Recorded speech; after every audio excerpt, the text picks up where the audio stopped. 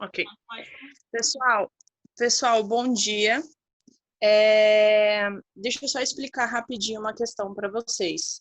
Lembra que na aula passada eu havia comentado que ia tentar fazer pelo menos 2 vezes na semana com vocês, né, as nossas aulas. Mas eu vou explicar o porquê eu não estou conseguindo. Porque além da turma de vocês, eu também tenho outras turmas. Então, tem toda essa questão de precisar preparar a aula, né, de gravar também para poder enviar para a faculdade, enfim. Mas não é tanto isso o problema. A questão é que eu estou num posto de saúde, aqui perto da minha casa, então eu passo o dia todo lá. Então, eu estou fazendo as aulas no meu horário de almoço. Eu saio e aí vem, a gente debate e tudo mais. Então, por isso que está ficando muito corrido, tá? Eu vou tentar, por agora, por essas semanas, assim, eu não vou conseguir, de fato, fazer as aulas 2 vezes na semana, mas eu vou dar um jeito um pouco mais para frente para tentar fazer com que isso aconteça, tá? Não é por falta de vontade, se fosse por mim, a gente estaria desenvolvendo as aulas sem problema nenhum, até mesmo todos os dias, mas como a gente, né, não tem só a faculdade, tem também as outras questões, é por isso que a gente não está fazendo as aulas. Mas vamos nos organizar, eu vou ver como que eu posso planificar meus horários e aí então a gente melhorar isso, tá? Bom, pessoal, enfim, vamos começar. Hoje, primeiramente, nós vamos começar falando sobre o vírus da rubéola, tá? Como eu falei para vocês, podem ir anotando, ou como já vai ficar gravado para vocês, vai ser mais fácil, né? Memorizem que eu sempre vou estar direcionando. Então, basicamente, o que eu estiver falando para vocês é o que vocês precisam focar, tá? Nada de muita complicação, tá? Então, pessoal, para a gente iniciar, nós sabemos que a rubéola, ela é uma enfermidade que é considerada exantemática, né? É uma enfermidade benigna da infância. Ela é uma enfermidade infecto-contagiosa, né? E ela pertence à família dos togavírus, ou seja, pertence à família do Togaviridae, tá? Elas pertencem, pessoal, ao gênero rubivírus, tá? Tem um tamanho de aproximadamente entre 50 a 80 nanômetros, tá? Apresentam uma cápside com formato icosaédrico. Elas apresentam também um envelope viral. Lembra que até mesmo na aula passada nós havíamos comentado sobre quando o vírus é envelopado, né? Nesse caso, pessoal, esse envelope, né, esse envelope viral, ele vai conter algumas glicoproteínas que vai ajudar a desenvolver ali uma resposta imune, tá? Então, ele é importante por isso, ele vai neutralizar, né, a enfermidade, tá? E, além disso, o material genético, que é o que importa para a gente também, tá? Que, nesse caso aqui, o vírus da rubéola, seu material genético é de RNA de fita simples, tá? Então, basicamente, todas essas, bem simples, essas características que vocês precisam ir anotando. Agora, como que vai acontecer a transmissão? Como que eu vou contrair esse vírus, tá? Vai acontecer, pessoal, através das gotículas respiratórias, como vocês já sabem. Ao falar, ao tossir, ao espirrar, né? Essas partículas virais podem ficar suspensas no ar, tá? Por algumas horas.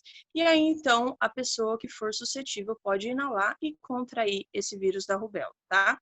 Agora, como que vai acontecer esse processo? Como que esse vírus vai, como que ele vai entrar ali no meu organismo, se replicar e tudo mais. Quando a pessoa inala, né, teve todo esse processo ali e tal, dessas partículas suspensas no ar, enfim. Quando a pessoa inalou, essas partículas, o vírus ele já vai diretamente para o sistema respiratório, né? Principalmente ali na porção superior. Então, ele vai já começar a colonizar a nasofaringe, tá? Ele se aloja ali. Quando ele se aloja, quando ele está ali, né, na nasofaringe e tudo mais, o que que acontece? Ele quer se disseminar, ele quer chegar aos linfonodos, tá? A esses gânglios linfáticos aí. E ele chega, ele consegue chegar aos linfonodos, né? Existe a sua replicação ali, tá? Sua replicação, então, será nos linfonodos.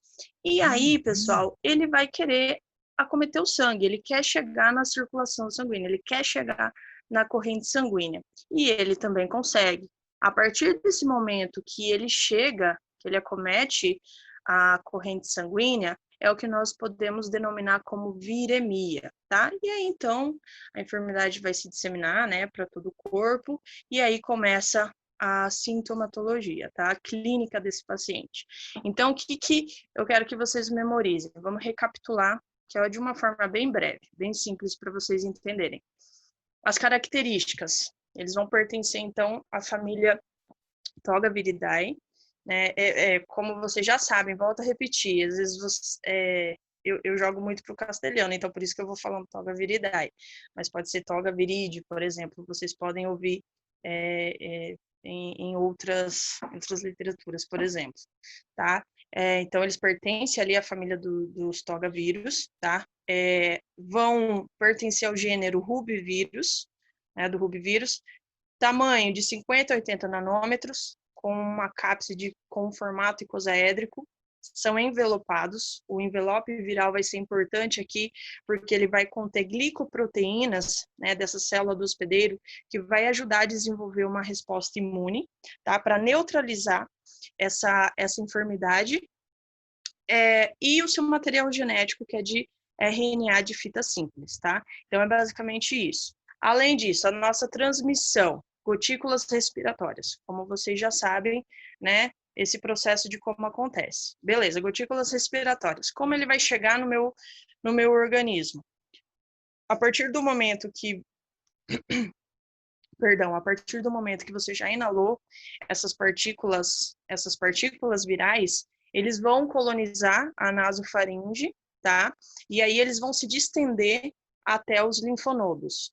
Eles se replicam ali nos linfonodos e aí eles querem acometer o sangue. Então, eles conseguem se disseminar até cair na corrente sanguínea e aí produzir a viremia. A partir do momento que ele já produziu a viremia, obviamente ele já vai conseguir se espalhar para o corpo todo, né? Produzir essa enfermidade sistêmica e aí começa a sintomatologia, tá? Tá tranquilo até aí? Tá dando para entender? Ok. Então, pessoal, antes da gente começar a falar sobre a clínica, é importante a gente ressaltar o período de incubação dessa enfermidade, tá? Geralmente, ele vem de 14 a 21 dias, tá? Onde o período de contágio pode acontecer assim o contágio pode ser maior alguns dias antes da aparição do exantema, que a gente vai estar falando, como também até mesmo 7 dias depois de quando some esses exantemas, tá? Então, memorizem, período de incubação, 14 a 21 dias, mas um contágio maior, né, pode acontecer um pouquinho antes da aparição dos exantemas, dessas manchinhas no corpo, até 7 dias depois, quando já desaparece esses exantemas, tá? Beleza, agora sim a gente entra para a nossa clínica. O que acontece? Geralmente, pessoal, na nossa clínica, nas crianças, né, as crianças, os sintomas vai ser um pouquinho mais leve, né, serão mais leves, né, serão mais amenos nas crianças. Basicamente, será a aparição dos exantemas, né? Pode ser que essa criança tenha uma febrícula, por exemplo? Pode, um mal-estar geral também pode, mas assim, é mais frequente que ocorra a aparição mesmo somente dos exantemas, tá? Como ela também pode, em alguns casos, acontecer, como o vírus vai afetar os linfonodos, pode vir a apresentar a adenomegalia, né? Esses gânglios linfáticos, eles vão começar a ficar mais inflamados, eles vão ficar mais inchados, e também pode vir a aparecer nas crianças, mas assim, não é tão frequente, tá? Beleza, agora, o que eu quero que vocês memorizem? A forma desses exantemas. Pessoal, o exantema aqui na rubéola, ele vai ser descendente, então ele começa, né, de cima para baixo, vai se estendendo. É de um formato máculo-papular, tá? E o que acontece aqui? Ele é bem rápido, geralmente ele se estende assim, em um dia, né, 24 horas, ele já afetou, já afetou todo o corpo ali da criança, tá? E outra característica lembrando que ele começa, então, no rosto, né?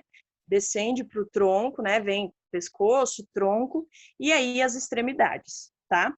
Agora, ele tem uma característica bem importante, é que ele é segmentar. O que isso significa? Que quando ele aparece no meu rosto, ele descende para o meu tronco, os exantemas aqui do rosto já somem. E aí, quando ele aparece do tronco, ele se estende para os membros, o do tronco já sumiu. Então, ele é segmentar porque ele vai passando de um para outro, de um lugar para outro, e vai melhorando, ele vai sumindo, tá? Vai desaparecendo de uma forma espontânea. Então, é importante a gente ressaltar essa característica do exantema, tá? É um exantema maculopapular, né, como nos outros. Ele é descendente, né, começa de cima para baixo, e principalmente a característica que ele é segmentar, tá? Ele vai passando de um lugar ao outro e vai melhorando, vai evoluindo de uma forma boa. Ok, além disso, pessoal, esse exantema, ele não vai descamar, tá? Ele também não vai apresentar uma coloração mais acastanhada, um pouco mais escura, como pode acontecer no sarampo, que a gente vai dedicar depois uma aula só pro sarampo. Então, porque até mesmo ele não vai descamando, nem apresentando essa coloração, porque ele vai sumindo, porque ele é segmentar. Então, ele aparece e aí, logo depois, ele já desaparece, tá? Então, é uma característica importante. Além disso, ou seja, basicamente, na criança, é mais isso que a gente pode encontrar. Podemos, como eu falei, ter a presença de febrícula? Podemos. Pode ser que apareça, ou um mal-estar de uma forma mais leve, vamos assim dizer, tá? Agora, no adulto, pessoal, já pode ser um pouquinho mais grave, tá? O paciente pode apresentar os exantemas também, pode, mas geralmente o paciente vai apresentar adenomegalia, esses gânglios linfáticos, eles vão estar aumentados, tá? Geralmente retroauricular, como occipital e até mesmo cervical, tá? Vai existir o aumento desses gânglios, então. O paciente vai apresentar cefaleia, né? Pode apresentar cefaleia, o mal-estar geral também. Geralmente, pessoal, o paciente, ele também não vai, né, tanto na adolescência como no adulto, ele não vai apresentar um febrão. Então, assim, vai ser mesmo aquela febrícula entre 37,5, que é o que a gente considera, e pode até chegar a 38, tá? Então, assim, é baixa, é uma febre baixa. E, pessoal, vamos supor que... e nas mulheres, citando que, né, nos adultos, principalmente no sexo feminino, elas podem apresentar artralgias, né, e que podem vir a evoluir a uma artrite, tá? Agora, pessoal, vamos supor que vocês estejam num hospital e vocês se deparam com um paciente assim. Vamos supor que é uma criança, né? A mãe levou para vocês, tal, começou a descrever a sintomatologia da criança. Vamos supor que esse paciente apresentou esses exantemas, a mãe refere para vocês, ele apresentou essas manchinhas vermelhas e só que ela foi sumindo bem rápido, né? Pegou todo o corpo e tudo mais. Ok, vamos dizer que ele apresentou, né, uma febrícula, ou até mesmo que ele venha a apresentar a adenomegalia, esses gânglios linfáticos um pouquinho mais aumentados. Então, vocês com essas características clínicas, vocês já estão pensando na rubéola. Mas um sinal característico para ajudar vocês no diagnóstico é o que nós denominamos como sinal de Forchheimer. O que isso significa? Vocês vão estar fazendo o exame físico e na hora de fazer a horoscopia, vocês vão observar no palato mole, vocês vão pedir, né, ali para o paciente abrir a boca e tudo mais. No palato mole, pessoal, vai existir a presença de petequias, tá? Então, não é um sinal patológico, é somente um sinal que aparece, que é característico da rubéola. Então, para a gente... Vamos supor, porque como esses sintomas não são tão específicos, né, os sintomas da rubéola, geralmente ele pode apresentar esse sinal característico, que é então denominado como sinal de Forchheimer, tá? Que aí vocês vão observar a presença de petequias no palato mole desse paciente, tá? Geralmente as petequias elas vão ser mais rosadinhas, avermelhadas, tá? Então é algo que pode ajudar vocês no diagnóstico, tá? De uma forma geral, pessoal, a rubéola ela não tem, assim, ela evolui bem. É uma enfermidade benigna, né, cursa assim com uma evolução boa, espontânea, e raramente ela vai produzir sequelas, tá? Ela vai deixar sequelas nesse paciente. Agora, o que vai nos preocupar, o que a gente precisa ter medo de fato, é o que nós denominamos como síndrome da rubéola congênita, tá? Até aí, até a rubéola, de uma forma geral, deu para entender? Todos? Deu para entender? Tá dando uma... Deu para dar... Ok.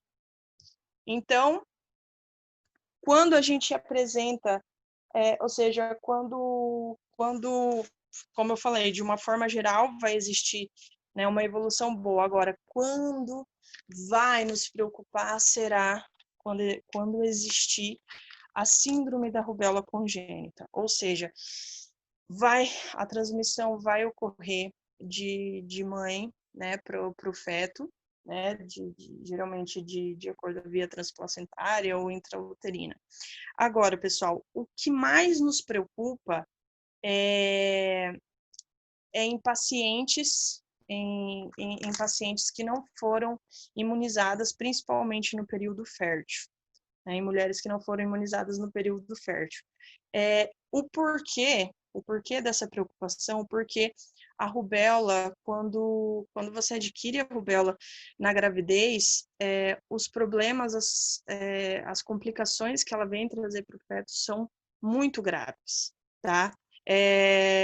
Isso vocês precisam, assim, fixar bem, que de uma forma geral, a rubéola, ela tem uma evolução boa, mas quando existe essa complicação, essa síndrome da rubéola congênita é algo muito importante e muito sério, tá? Então, como eu falei, passa de mãe para feto, né?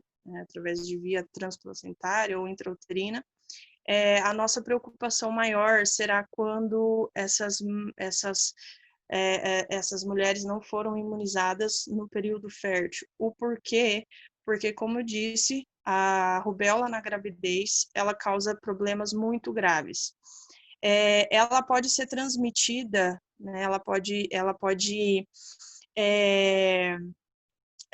ser transmitida ao feto em qualquer momento da gravidez, tá? Mas ela é muito mais grave quando ela comete as primeiras semanas da gestação, tá? O que pode acontecer? Levar ao aborto, né? Uma morte fetal, né? E então assim, nessas primeiras semanas é muito mais grave, muito mais preocupante. Agora, vamos supor que ela já atingiu lá 12ª semana, 16ª, que já evoluiu um pouco mais, ele também vem trazer muitas complicações sérias, como, por exemplo, microcefalia, um retardo mental, retardo de crescimento, algumas alterações cardiovasculares, tá? Que pode ser bem clássicas aqui. O paciente pode também, essa criança pode chegar a apresentar a catarata congênita, catarata congênita que pode levar esse paciente, inclusive, à cegueira, tá? Pode existir até mesmo comprometimento, problemas auditivos que levam esse paciente à surdez, tá? Então, assim, é um período, de fato, as consequências, né, que trazem para esse feto, para essa criança, vão ser bastante drásticas, tá?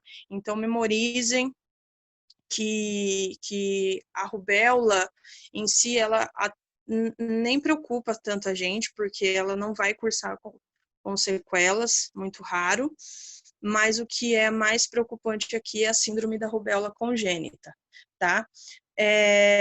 Agora, como que eu faço o meu diagnóstico, né?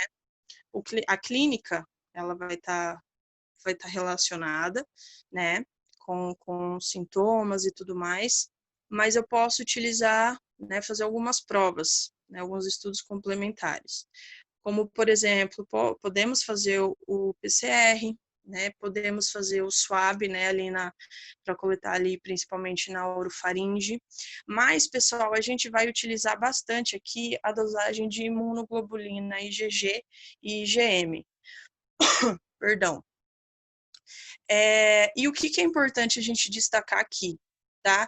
Que nós vamos precisar fazer 2 amostras, tá? Coletar 2 amostras dessas provas, geralmente num intervalo de 14 dias, tá? Principalmente para a gente observar a elevação da IgG, tá? Porque a IgM, ela pode dar um falso positivo para a gente, tá? Ela pode estar cursando, por exemplo, outras enfermidades, pode vir a produzir uma elevação da IgM, então ela pode apresentar para a gente um falso positivo, tá? Então, muitas vezes a paciente, por exemplo, pode estar cursando, se deparando com uma outra doença que não seja a rubéola, tá? E isso pode confundir.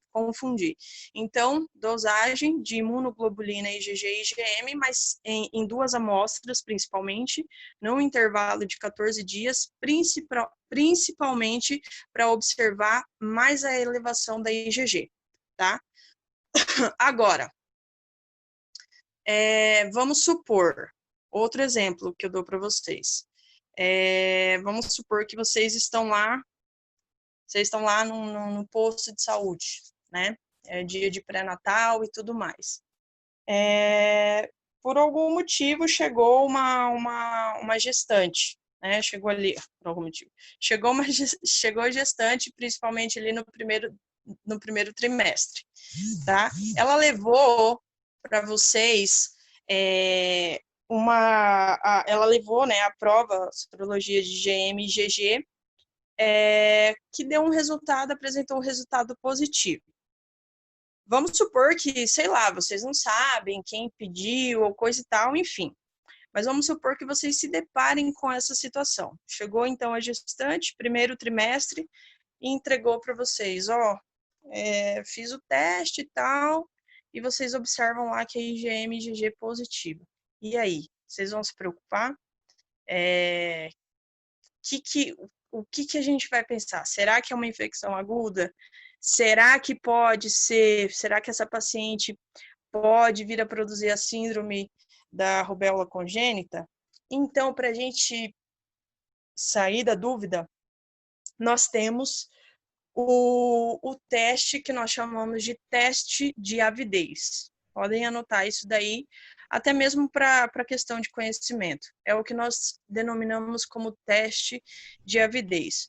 O que basicamente esse teste me indica é que ele vai mostrar o tempo da duração ali, o tempo da infecção. Se é uma infecção mais recente ou se é uma infecção já mais crônica, se é uma infecção mais velha, tá? E aí, pessoal, esse teste, na verdade, ele não é somente feito para o caso da rubéola, ele pode ser feito também em casos quando existe uma suspeita de toxoplasmose ou até mesmo citomegalovírus, tá? Mas, enfim, não é o foco. Nosso foco aqui é a rubéola. Então, beleza, vocês fizeram, né, pediram ali o teste de avidez, veio o resultado para vocês. O que eu quero, o que vai aparecer? Se é um teste de avidez, né, alto ou baixo. Quando ele for alto, né, significa, pessoal, que a infecção ela já foi antes desse primeiro trimestre, tá? Antes dessas 12 semanas. Então já é uma infecção mais velha, tá? Aconteceu antes da gestação, tá? Então aí a gente não se preocupa, a gente não tem uma preocupação assim imediata nem nada, porque a gente pode descartar essas possibilidades de síndromes, né? Até mesmo porque quando ela já é mais velha, né, o que acontece? Essa infecção, ou seja, o IgG, ele vai se, quanto mais velho for, o IgG ele vai se ligar mais de uma forma mais fixa, mais forte ao antígeno, tá? Então, não vai nos preocupar. Então, teste de avidez alto e vai indicar para a gente uma infecção mais velha, mais crônica. Agora, quando o teste for baixo, teste de avidez saiu ali baixo, aí sim a gente pode começar a se preocupar porque indica uma infecção mais recente, tá?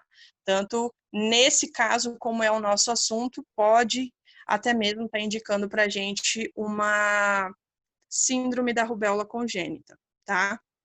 Então, é algo que acontece, é algo importante para a gente destacar aí, tá? Deu para entender essa parte?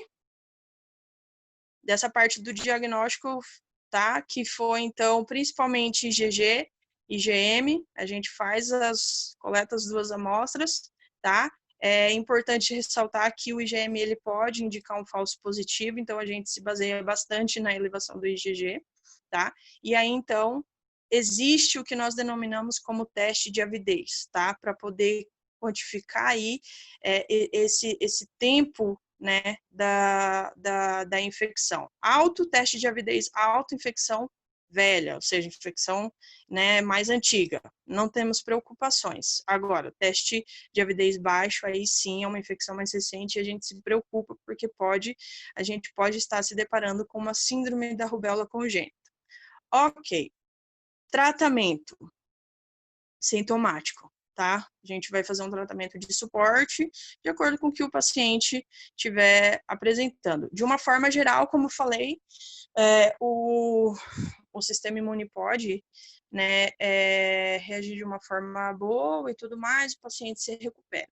Ok, agora outro ponto importante que eu quero que vocês anotem. Prevenção.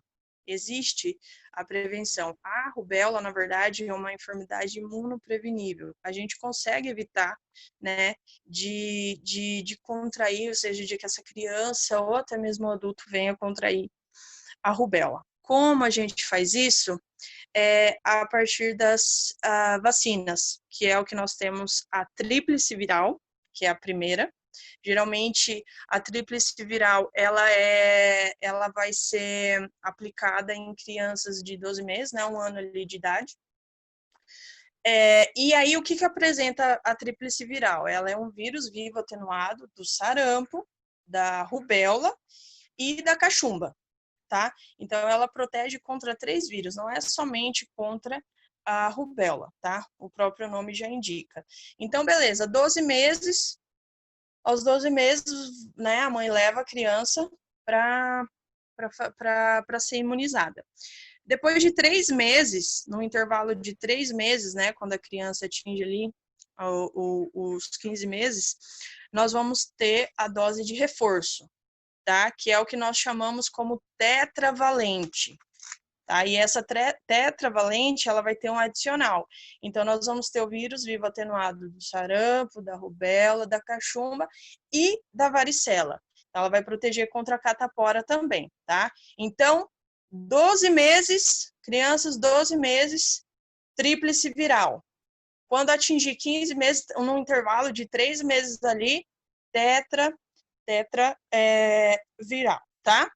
Então, que vai ser a dose de reforço. Agora, pessoal, o que acontece? Tetravalente. Agora, pessoal, o que acontece? Muitas pessoas, enfim, por inúmeros motivos, às vezes a mãe leva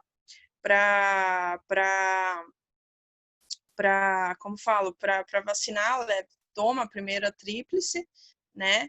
E aí, sei lá, ou ficou muito longe, às vezes vocês vão se deparar bastante com isso. Às vezes a mãe não teve como levar para ter a dose de reforço, né? Ali a tetravalente. Enfim, por inúmeros motivos. Aí o que acontece? Não significa que se a criança não tomou, que se a criança tomou a tríplice, né? E não tomou o reforço, não significa sempre que essa criança vai. Eu não posso garantir, falar assim, ó, com certeza essa criança vai adquirir a rubéola. Com certeza. Eu não posso falar isso. Mas eu também não posso garantir que ela não vá contrair, tá? Por quê? Porque o reforço, ele vai. A tetravalente ali, ela vai, né? Ajudar e tudo mais, então eu não consigo garantir que essa criança não venha a adquirir a rubéola, tá? Da mesma forma como, ressaltando novamente, eu não consigo, eu não posso falar uma coisa com certeza, ela tomou a tríplice, mas com certeza, em algum momento, ela vai adquirir a rubéola. Eu não posso falar isso. Mas, assim, também eu não posso garantir que ela não venha a contrair, tá? Então, pessoal, a imunização é muito importante, tá? Além das crianças, os adultos também precisam ter a carteira de vacinação atualizada.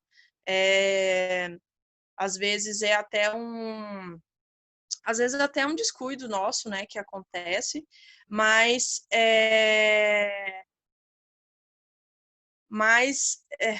Larissa, aí você vai ter que ligar de novo, que nós vamos ter que continuar, tá? Então, deixa eu encerrar aqui o assunto. Então, pessoal, os adultos, 29 anos, né, adultos com 29 anos vão receber a tríplice viral e a tetravalente, tá? Geralmente, aí o intervalo, ele não vai ser de 3 meses, ele vai ser no intervalo de 30 dias, tá? Então, eu tomo a tríplice, um mês depois eu vou lá e tomo o meu reforço, a tetra, tá? Agora, isso para adultos de 29 anos. Adultos já de entre 30 a 49 anos, somente a tríplice já resolve, tá? Já consegue resolver o problema. Então, é basicamente isso daí, pessoal. Agora vamos esperar para a gente continuar o nosso próximo tema. Deu para entender até aí? Super show. Se quiserem desmontar os Gente, eu tenho que tomar minha vacina. Eu vou. Todo mundo desesperado agora. Corrigindo. Aí eu mando lá no grupo de novo. Meu Deus. Tá bom. Não entendi, Larissa. Eu só entendi que todo mundo ficou meio assim com a questão da vacinação. É pra voltar o pessoal. Eu vou mandar o link lá no grupo para todo mundo voltar para terminar de assistir. Agora o nosso último tema é bem rapidão, bem rápido.